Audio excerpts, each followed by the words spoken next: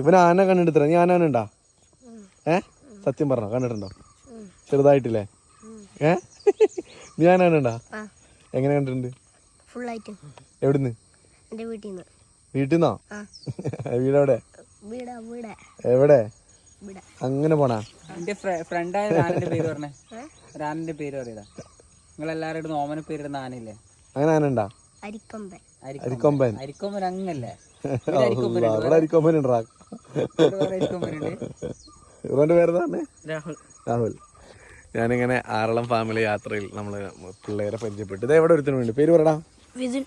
മിഥുൻ. എത്രല്ല പഠിക്കുന്നത്? 4. ഹായ് ഏട്ടാ, നമസ്കാരം.